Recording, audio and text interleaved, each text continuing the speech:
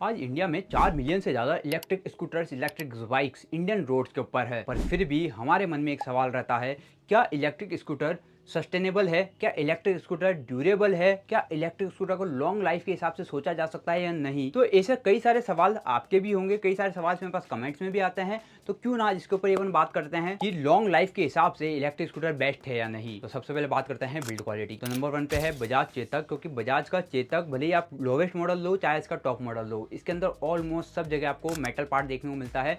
सिर्फ आपका मडगार्ड हो गया, हेड पार्ट हो गया, वहां पे आपको फाइबर देखने को मिलेगा। तो उसके बाद आप एथर को रख सकते हो, जिसका चैसी काफी ज्यादा स्ट्रॉन्ग है। बाकी इसके अंदर आपको पैनल जो है वो फाइबर के देखने को मिलते हैं। सेम कैटेगरी का अपन वीडा को भी रख सकते हैं, क्योंकि इसमें भी आपको फिट फिनिश अच्छी मिलती है, फाइबर पार्ट भी काफी अच्छे मिलते हैं और इसका चैसी भी काफी स्ट्रॉन्ग है। उसके बाद हम रिवर इंडी को ले सकते हैं, क्योंकि रिवर इंडी का जो डिजाइन है वो एक रगेड टाइप का डिजाइन आपको देखने को मिलता है, जिसको आप किसी भी सड़कों के ऊपर चलाओ आपको प्रॉब्लम नहीं आएगी। चैसी तो स्ट्रॉन्ग है ही, फाइबर पैनल भी काफी ज्यादा मजबूत है और सच में लगता है यार एक दमदार स्कूटर चला रहे हैं। फिर आता है टीवीएस का iQube या फिर ऑर्बिटर, जो कि टीवीएस का भरोसा तो देता ही है, साथ में आपको ड्यूरेबिलिटी भी काफी अच्छी देता है और प्रैक्टिकल भी है। फैमिली के हिसाब से डिजाइन भी थोड़ा सा प्रैक्टिकल बनाया गया है, फैमिली के अकॉर्डिंग डिजाइन है, फैमिली में हर किसी को पसंद आ सकता है। फिर है सिंपल वन, जिसका चैसी काफी स्ट्रॉन्ग है, डिजाइन काफी स्पोर्टी देखने को मिलता है। पैनल्स के अंदर आपको छोटे छोटे पार्ट्स कई जगह देखने को मिलते हैं और सबके अंदर ही आपको थोड़ा सा शार्पीनेस सा देखने को मिलता है, जिसकी वजह से इसकी रोड प्रेजेंस थोड़ी सी अच्छी हो जाती है। इसके जो एरोडायनेमिक डिजाइन है इसकी वजह से आपको रोड के ऊपर स्टेबिलिटी काफी अच्छी मिलती है। एंड फिर है ओला इलेक्ट्रिक। अब ओला इलेक्ट्रिक एक फ्यूचरिस्टिक डिजाइन ऑफर करता है, ज़्यादा आपको इसके अंदर यहाँ पे शार्पनेस नहीं देखने को मिलेगा, कर्विश डिजाइन है, ओवरऑल ही स्ट्रॉन्ग बिल्ड क्वालिटी के साथ में ये भी आता है।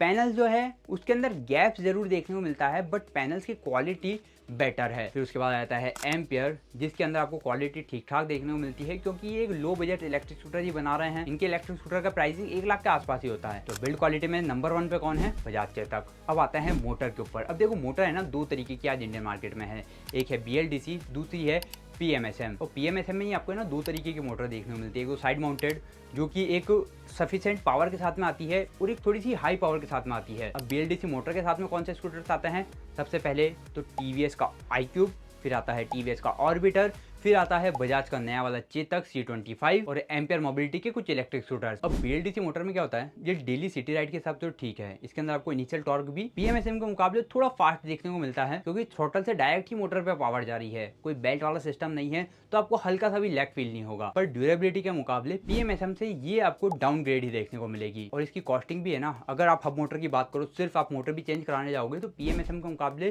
थोड़े लो बजट के अंदर आपको ये मोटर चेंज होकर मिल जाएगी। वहीं फिर दूसरे टाइप की मोटर मतलब PMSM मोटर की बात करें तो उसमें एक तो बजाज चेतक और हीरो वीडा, जो कि side mounted PMSM motor use कर रहे हैं। चेतक के अंदर 35 सीरीज और 30 सीरीज और वीडा की सारी ही मॉडल, सबके अंदर आपको PMSM साइड माउंटेड मोटर देखने को मिलती है। पीक पावर ज्यादा नहीं होती, पर सिटी राइड के लिए ये भी एक अच्छा ऑप्शन है। और इनकी जो टॉप स्पीड है पावर पे डिपेंड करता है, अगर आपकी स्कूटर में पावर हाई है तो आपको 80-90 किलोमीटर पर आवर की टॉप स्पीड मिल जाएगी, पावर लो है तो आपको 70-75 किलोमीटर पर आवर की टॉप स्पीड देखने को मिल जाती है। अब इनमें क्या होता है, इनिशियल लोड जो है वो आपको थोड़ा सा डाउन देखने को मिलेगा। अगर आप एक ड्रैग रेस करो PMSM BLDC और PMSM हाई पावर की, तो वहां पे आपको देखने को मिलेगा सबसे पहले तो BLDC मोटर जो है वो स्टार्टिंग में तो आगे होगी, बट एंड के अंदर वो सबसे पीछे होगी। फिर उसके बाद PMSM साइड माउंटेड मोटर आती है, वो उसके बाद हम रख सकते हैं, और PMSM हाई पावर को हम टॉप पे रख सकते हैं। और फिर PMSM बेल्ट ड्राइव मोटर जो कंपनी यूज कर रही है वो है Ather Energy, Simple Energy, Ampere Nexus. वहीं ओला और रिवर जो है PMSM मोटर तो यूज कर रहे हैं, पर ये चेन ड्राइव के साथ में है, जो कि थोड़ी और ज्यादा रिलायबल और ज्यादा आपको ड्यूरेबिलिटी प्रोवाइड करेगी, क्योंकि एक टाइम बाद बेल्ट भी टूट सकता है पर चेन नहीं टूटती है, तो वहां पे आपको ड्यूरेबिलिटी थोड़ी ज्यादा बेटर देखने को मिल जाएगी। अब आता है बैटरी पार्ट। अब देखो बैटरी है ना 2 तरीके की इलेक्ट्रिक स्कूटर में लगी हुई है, एक है NMC, दूसरी है LFP। NMC मतलब लिथियम आयन वाली बैटरीज, LFP मतलब लिथियम फॉस्फेट वाली बैटरी। अब इनमें अंतर क्या होता है, NMC बैटरी का लाइफ साइकिल चार्ज है वो लगभग 1000 के आसपास होता है, 1000-1200 मान सकते हैं, लेकिन LFP का 1500 से 2000 के आसपास होता है, तो 1.5x बेटर होता है LFP का लाइफ साइकिल चार्ज। पर वेट में LFP बैटरी थोड़ी हैवी होती है, तो जिस भी स्कूटर में LFP बैटरी लगी हुई होगी उसकी रेंज NMC के मुकाबले कम देखने को मिलती है। तो अब लाइफ साइकिल चार्ज क्या होता है, आपने एक बार बैटरी को फुल चार्ज किया, फिर आप 0 पे आ गए, फिर वापस आप चार्ज कर रहे हो, तो ये एक साइकिल पूरा हो गया, तो मतलब आप इसको 1000 बार फुल चार्ज कर सकते हो, जो कि NMC बैटरी में। LFP बैटरी को आप 1500 से 2000 बार फुल चार्ज कर सकते हो। अभी इंडिया में जितनी भी इलेक्ट्रिक स्कूटर की प्रीमियम ब्रांड्स है वो सारी ही कंपनियां एनएमसी बैटरी यूज कर रही है, सिर्फ कुछ को छोड़ के। जो कि टॉप 5 में नहीं आती है वो कंपनियां एलएफपी यूज कर रही है, बाकी सब एनएमसी यूज कर रखी है क्योंकि उनको लॉन्ग रेंज देनी है। तो Ola Electric, Ather Energy, TVS, Bajaj, Hero, Simple One, River, ये सब लोग एनएमसी बैटरी यूज कर रहे हैं जो कि लाइट वेटेड है, इसीलिए आपको रेंज थोड़ी ज्यादा देखने को मिलती है इन स्कूटर्स में।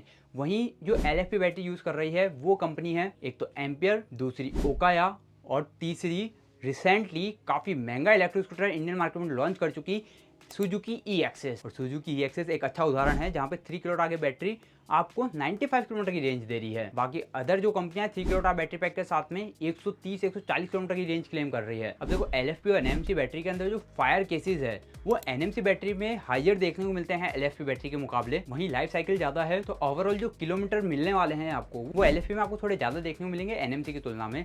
बट फिर भी एनएमसी बैटरी के साथ में भी ऑलमोस्ट सारी ही कंपनियां 80-80 किलोमीटर तक की वारंटी ऑफर कर रही है। तो देखो ये जो 3 पॉइंट है ये सबसे मेजर पॉइंट हम कह सकते हैं एक इलेक्ट्रिक स्कूटर के अंदर।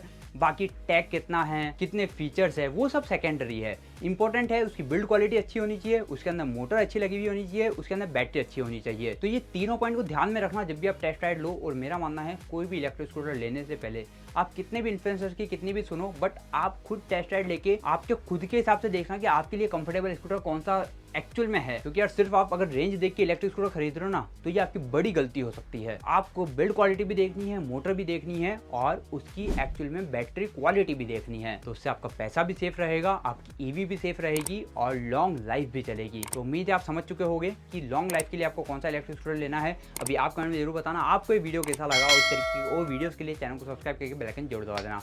मिलते हैं आपसे अगले वीडियो में। Okay bye.